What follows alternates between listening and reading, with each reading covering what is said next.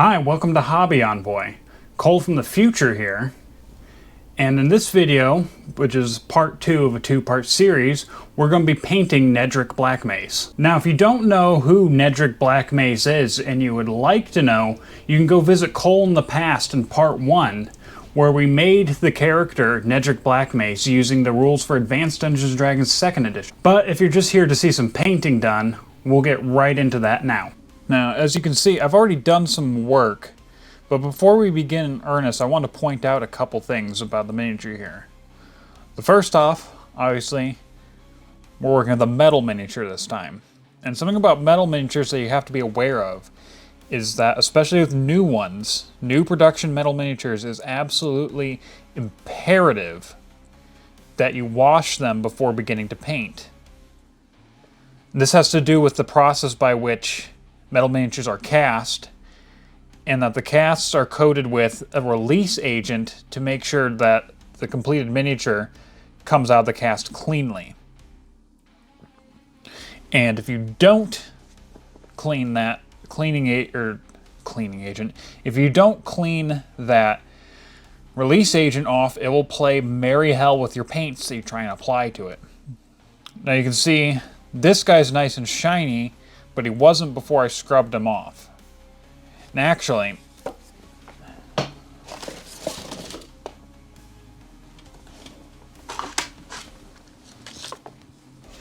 don't know how well this shows up on camera, but you can see this metal miniature still in the blister.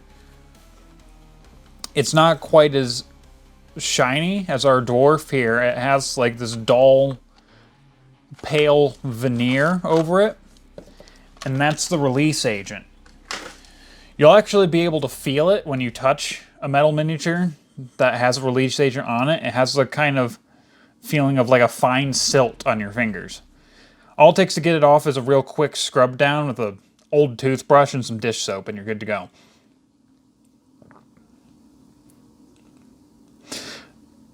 Some other things I did, obviously I mounted it in a recessed base that did come separately. And to fill in the gaps between the base of the miniature and this plastic base, I filled it in with vinyl wall spackling.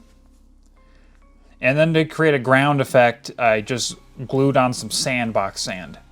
It doesn't have to be any special sand. I'm pretty sure I dug this sand out of a sandbox that was in a house I lived in like 4 houses ago.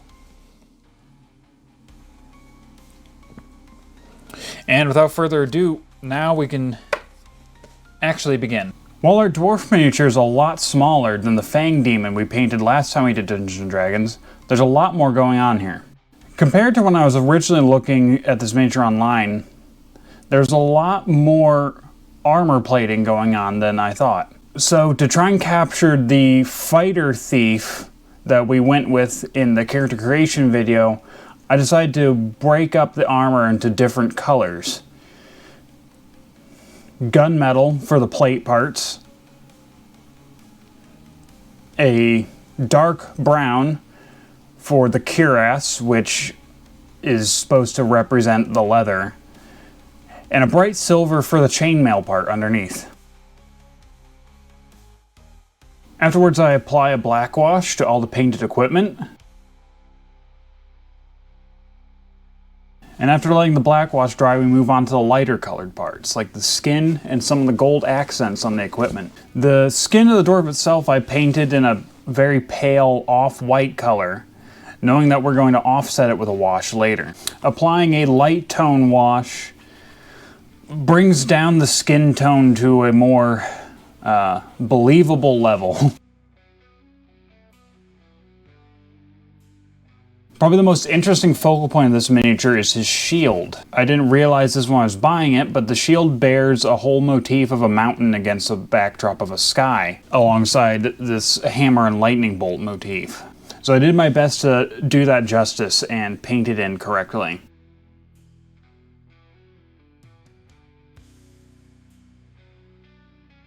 And after clear coating and doing some base work off camera, we have our finished product.